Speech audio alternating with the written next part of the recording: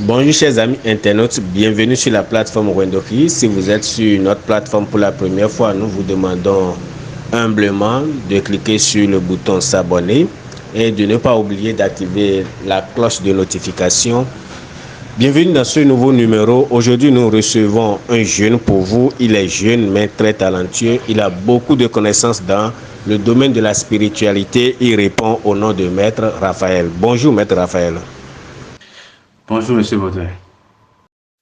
Ok, bonjour Maître Raphaël. Nous allons vous demander de vous présenter à nos amis internautes afin qu'ils puissent réellement vous découvrir davantage. Je suis Maître Raphaël, visionnaire spirituel. Je pratique la numérologie. Je fais aussi des recherches dans la tradition béninoise. Ok, Maître Raphaël est visionnaire et il pratique la numérologie. Et comme Maître Raphaël pratique la numérologie, nous allons lui demander de nous donner un peu plus d'explications sur la numérologie. La numérologie fait recours à quoi? Lorsque vous faites de la consultation avec la numérologie, comment ça se passe? Expliquez-nous un peu comment ça se passe.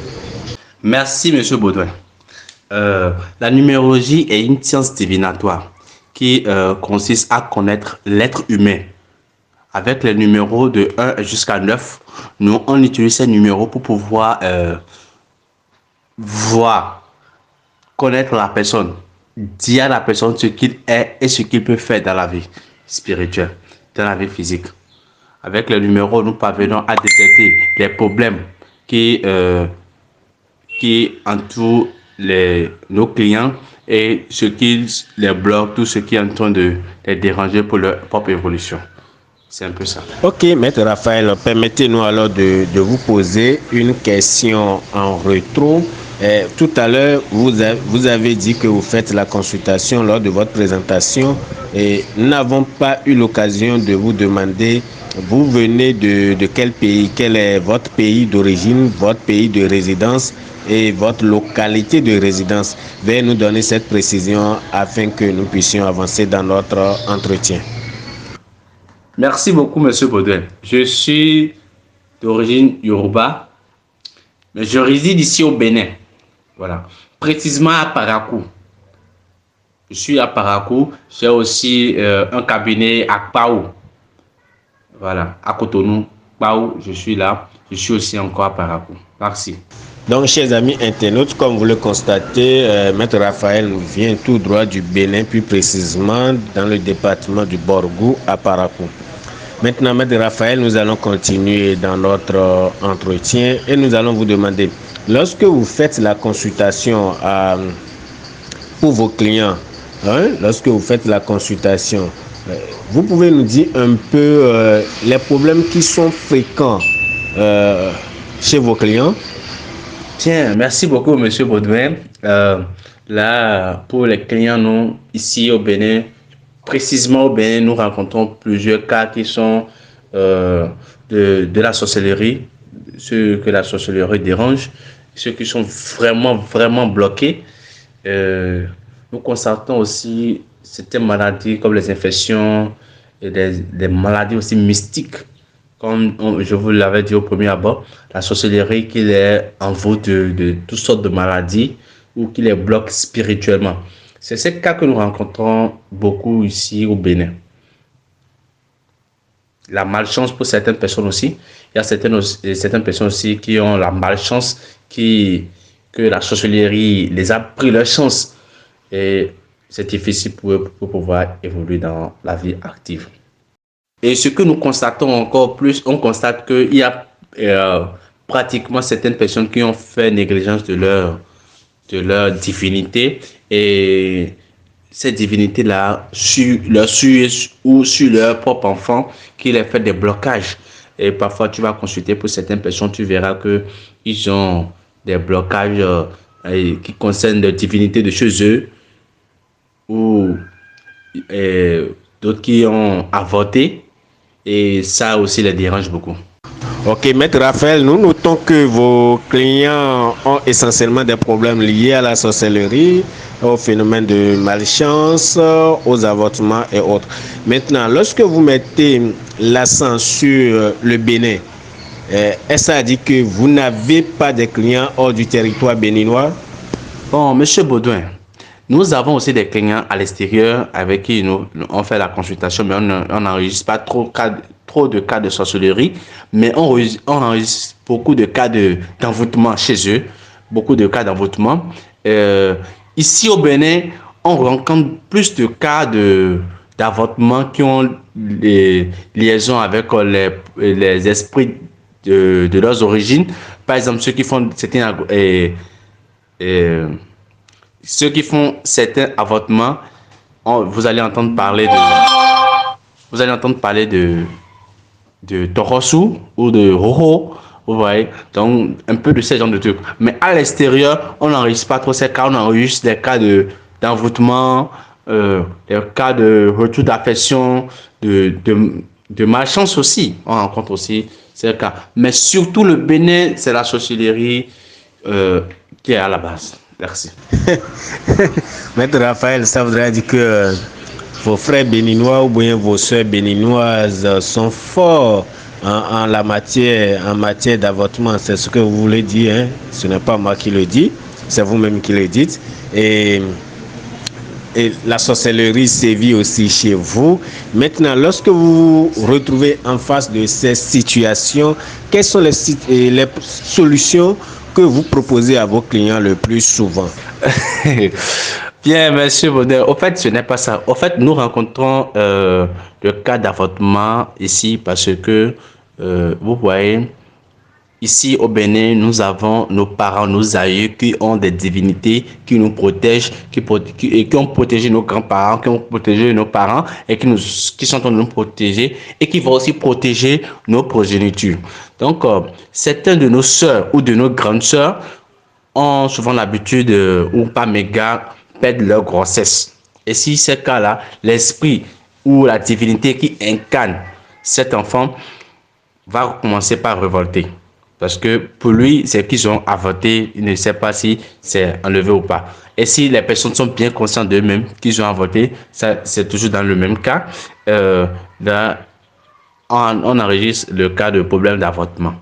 Donc, c'est ces esprits-là qui révoltent, qui les mettent de blocage. Et arrivé à notre niveau, nous, on constate que c'est la divinité qui est en train de réclamer une manque de respect envers eux. Ça, on appelle ça manque de respect envers eux. Et c'est ça que nous rencontrons souvent. Et en ce qui concerne la sorcellerie, ça dépend du cas où la personne est venue. Peut-être la personne a manqué le respect à la sorcellerie, soit la personne a offensé la mère nature, ou la personne est attaquée par la mère nature. Ça dépend du cas que la personne amène chez nous ou du cas que nous rencontrons. Et nous savons maintenant quelles sont les procédures que nous avons les données à utiliser pour pouvoir se libérer. D'accord, Maître Raphaël. Bon, lorsque vous parlez de attaquer par la mère nature ou offenser la mère nature, est-ce à dire qu'il y a une différence entre ces deux expressions? S'il en a, dans chaque cas, comment vous procédez lorsque la personne est attaquée par la mère nature? Comment vous procédez pour pouvoir le libérer? Maintenant, lorsque la personne a offensé la mère nature, vous procédez comment? Expliquez-nous un peu cela. Bien, monsieur Baudouin, en ce qui concerne ceux qui la sorcellerie ont attaqué, on essaie de leur faire une protection contre la sorcellerie. Il n'y a pas celui qui va dire qu'il fait la protection pour se protéger contre toute la sorcellerie. Non. Non. Mais la protection qu'on les fait, c'est pour que la sorcellerie puisse les libérer. Voilà, vous m'excusez pour le français. Puisse les libérer de ce qu'ils ont fait. Puisse les libérer et de les laisser en paix. Voilà.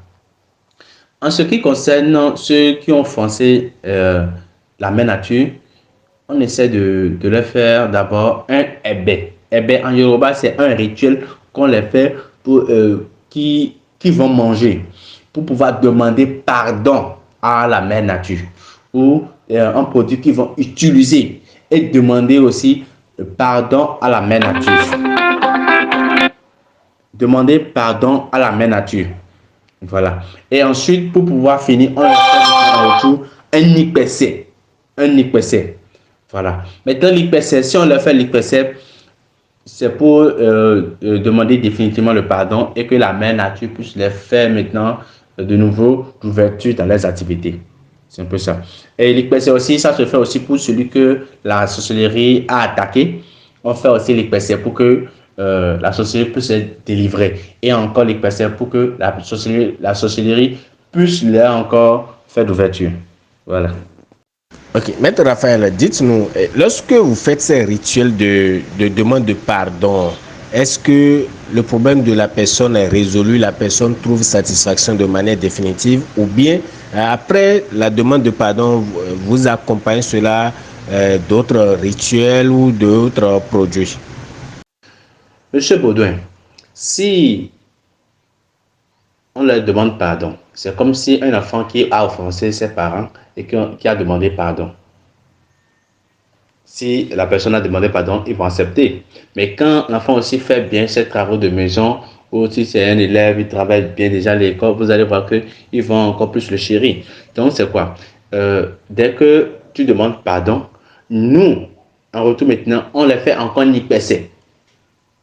On a fait l'IPC. L'IPC, c'est genre de leur donner la nourriture pour leur demander plus définitivement de pardon, quoi, les offrir quelque chose. C'est comme si tu es une jeune fille qui s'est mariée et tu as manqué de respect à ton papa ou à ta maman, tu lui demandes pardon avec le pain. Tu dis, ah maman, il faut me pardonner pour ce que je t'ai fait et tu lui offres un pain. Elle va accepter.